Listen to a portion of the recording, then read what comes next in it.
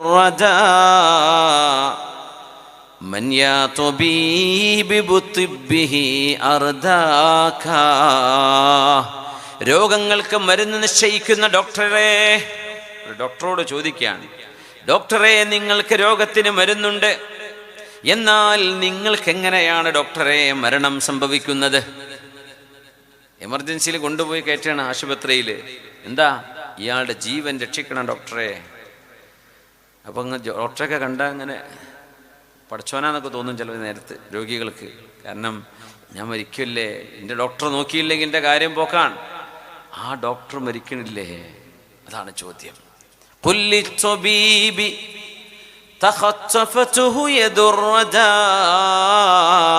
മരണം സംഭവിക്കുന്ന ഡോക്ടറെ, മൻയാ തുബീബു ബിതുബ്ബിഹി അർദാക. മെഡിസിനും വാക്സിനും സർജറിയും എല്ലാം ചെയ്യാൻ കഴിയുമായിരുന്ന ഡോക്ടറെ, നിങ്ങൾക്കാരാണ് മരണം കൊണ്ടുവന്നു തരുന്നത്? ആരാ? അല്ലാഹു. ഒന്നും ചെയ്യാൻ പറ്റില്ല. ഡോക്ടറാണ് പറഞ്ഞിട്ട് എന്താ കാര്യം? ഡോക്ടർക്ക് മരിക്കണ്ടേ? മരിക്കും. അപ്പോൾ ഡോക്ടറുടെ കയ്യിലല്ല ജീവിതം എന്ന് മനസ്സിലായി. ജീവിതം ആരുടെ കയ്യിലാണ്? അല്ലാഹുവിൻ്റെ. ഡോക്ടർ അതിന് സബബാണ്. സയ്യിദുനാ മൂസ നബി ചോദിച്ചല്ലോ, നമ്മൾ ക്ലാസ്സിലൊക്കെ പറയാറുണ്ട്, അല്ലാഹുവേ അൻതല്ലദീ തുഹീ വ തുമീത്, നീയല്ലേ പടച്ചവനെ ജീവിപ്പിക്കുന്നതും മരിപ്പിക്കുന്നതും? അതേ മൂസ നബിയെ, ബല, ഞാൻ തന്നെയാണ്. ഫമാ ബാലുൽ അത്ബ, പിന്നെ എന്തിനാ ഈ ഡോക്ടർമാര്, എന്തിനാ വൈദ്യന്മാര്, എന്തിനാ അവര്? പിന്നെ നീയല്ലേ ജീവിപ്പിക്കുന്നതും മരിപ്പിക്കുന്നതും ഒക്കെ. അല്ലാഹുവിന്റെ മറുപടി വന്നു, വഹയുസ്സമാ, മൂസ നബിയെ, യഅ്കുലൂന അർസാഖഹും ഹത്താ യഅതിയഹും ശിഫാഇ ഔ ഖളാഇ വയുطيبون قلوب عبادي حتى يأكلون أرزاقهم ويطيبون قلوب عبادي حتى يأتيهم شفائي أو قضائي. മൂസ നബിയെ, പിന്നെ എന്തിനാ ഡോക്ടർമാരെന്ന് ചോദിച്ചില്ലേ? എന്തിനാ ഡോക്ടർമാര്? ഒന്ന്, അവരൊരു ജോലി ചെയ്ത് ജീവിക്കാൻ. യഅ്കുലൂന അർസാഖഹും, ജോലി വേണ്ടേ? അപ്പൊ ജോലി ചെയ്ത് ജീവിക്കാൻ. പിന്നെ എൻ്റെ ഇബാദുകളുടെ മനസ്സുകൾക്ക് സമാധാനം കൊടുക്കാൻ അവർക്ക് കഴിയും. എവിടെയാ? അവ പെരിന്തൽമണ്ണ ഹോസ്പിറ്റലിലാണ്. അപ്പോൾ ഹോസ്പിറ്റലിൻ്റെ പേര് പറയും. അപ്പോൾ ചിലപ്പോൾ പറയും, അങ്ങോട്ടോ കൊണ്ടുപോയത് ഇങ്ങോട്ട് കൊണ്ടുപോയി കൂടായിരുന്നോ? ഇവിടെ രണ്ടും ശരിയല്ല, എറണാകുളത്ത് കൊണ്ടുപോയി കൂടായിരുന്നോ? അല്ലെങ്കിൽ അവിടെ നിന്നെല്ലാം ഇങ്ങോട്ട് ടാറ്റയ്ക്ക് കൊണ്ടുകൂടായിരുന്നോ? പൂനെക്ക് വിട്ടുകൂടായിരുന്നോ? ഡൽഹിക്ക്, അപ്പോളോയിലേക്ക്, ചെന്നൈക്ക് വിട്ടുകൂടായിരുന്നോ? ഹോസ്പിറ്റൽ നന്നാവുമ്പോൾ, അവിടെ നല്ല ഡോക്ടർമാരുണ്ടാകുമെന്ന് തോന്നുമ്പോൾ മനസ്സിനൊരു സമാധാനമാണ്. ഇല്ലെങ്കിൽ ഇപ്പോൾ നമ്മൾ ജനറൽ ആശുപത്രിക്കോ ഇവിടുത്തെ നാട്ടിലത്തെ ഏതെങ്കിലും ഗവൺമെൻറ് ഹോസ്പിറ്റലിലേക്ക് കൊണ്ടുപോയാൽ പോരെ? നമ്മൾ കൊണ്ടുപോകുന്നില്ലല്ലോ. എന്തിന്? ഒരു ഡോക്ടറുടെ കഴിവും പ്രാഗൽഭ്യവും തെളിയിച്ച ഒരാളുടെ മുമ്പിലേക്ക് എത്തിയാൽ രോഗിക്കൊരു സമാധാനം കിട്ടുകയാണ്. ചില ഉമ്മമാർക്കൊക്കെ പഴമക്കാർക്കൊക്കെ അങ്ങനെ ഉണ്ട്. ചില ഡോക്ടറെ കണ്ട ഒരു അസുഖം മാറും, ഗുളിക കുടിക്കൊന്നും വേണ്ട, പക്ഷേ ആ ഡോക്ടർ ഒന്ന് കാണിച്ചു കൊടുത്തേ പറ്റൂ. വല്യമ്മക്ക് ഇഷ്ടമുള്ളൊരു ഡോക്ടർ ഉണ്ടാവും, വല്യമ്മക്ക് ഓരെ കണ്ടാൽ മതി, ഗുളികൊക്കെ വാങ്ങിപ്പോന്ന് കഴിക്കലൊന്നുമില്ല, അപ്പോഴേക്കും പനി മാറും.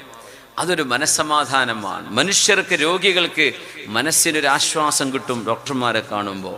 അതന്നെ മൂസ നബിയെ, ഒന്നുപോലെ ജോലി ചെയ്ത് ജീവിക്കുകയാണ്. പിന്നെ എൻ്റെ ഇബാദുകൾക്ക് മനസ്സിന് സമാധാനം കിട്ടും ഡോക്ടർമാരെ കാണുമ്പോൾ. ഏതുവരെ? ഒന്നുകിൽ ഞാൻ അവർക്ക് ശിഫ കൊടുക്കും, രോഗം മാറും, അല്ലെങ്കിൽ എൻ്റെ വിധി വരും, അത് മരണമായിരിക്കും. ഇത് വരുന്നവരെ ഒരു സമാധാനം. മരുന്ന് കുടിക്കുന്നുണ്ട്, റേഡിയേഷൻ ചെയ്യുന്നുണ്ട്, കീമോ തുടങ്ങിയിട്ടുണ്ട്, അത് ചെയ്യുന്നുണ്ട്, ഇത് ചെയ്യുന്നുണ്ട്. ഓക്കെ, മനസ്സിന് ചെയ്യുന്ന പണി ചെയ്യുന്നത് മുഴുവൻ ആരാ? ഞാൻ തന്നെയാണ്. അതുകൊണ്ടാണ് ഡോക്ടർമാർ മരിക്കണില്ലേ?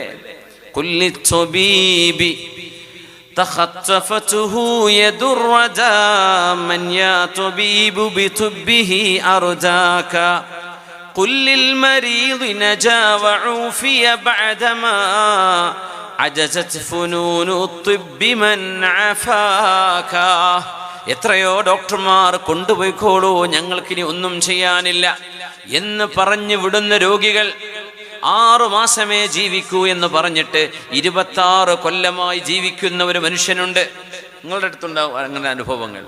ഡോക്ടർ പറഞ്ഞതായനെ 6 മാസം കഴിഞ്ഞ് കൊണ്ടുപോയിക്കോളി, വീട്ടിൽ കൊണ്ടുപോയി വല്ല നല്ല കഞ്ഞിയൊക്കെ കൊടുക്കുക, നല്ല ഭക്ഷണം കൊടുക്കുക, കുട്ടികളൊക്കെ അടുത്ത് നിന്ന് നിർത്തി കൊടുക്കുക, ഏതായാലും മരിക്കാനായിട്ടുണ്ട്, നല്ല മനസ്സമാധാനത്തോടെ മരിച്ചോട്ടെ, ഇവിടെ നിന്നൊന്നും ഞങ്ങൾക്ക് ചെയ്യാനില്ല. ആ മനുഷ്യൻ 26 കൊല്ലമായിട്ട് ആരോഗ്യത്തിൽ ജീവിച്ചിരിക്കുകയാണ്. കവി ചോദിക്കുകയാണ്, കുല്ലിൽ മരീളി, രോഗിയോട് ചോദിക്കണേ, നജാ വഉഫിയ ബഅദമാ അജസത് ഫുനൂനു തിബ്ബി മൻ ആഫാക. ചികിത്സകരായ ചികിത്സകരുടെ എല്ലാ ചികിത്സകളും പരീക്ഷിച്ചു നോക്കിയിട്ട് രോഗം മാറില്ല എന്ന് പറഞ്ഞ രോഗിക്ക് ആരാണ് രോഗിയെ നിനക്ക് ശിഫ തന്നത്? മൻ ആഫാക്. ആരാണ്? അല്ലാഹു ജല്ല ജലാലു. പറയിൻ, ആരാണ്? അല്ലാഹു ജല്ല ജലാലു. ഡോക്ടർമാരുടെ കയ്യിലല്ല ആയുസ് കിടക്കുന്നത്, ഒരിക്കലുമല്ല. വന്നഹലു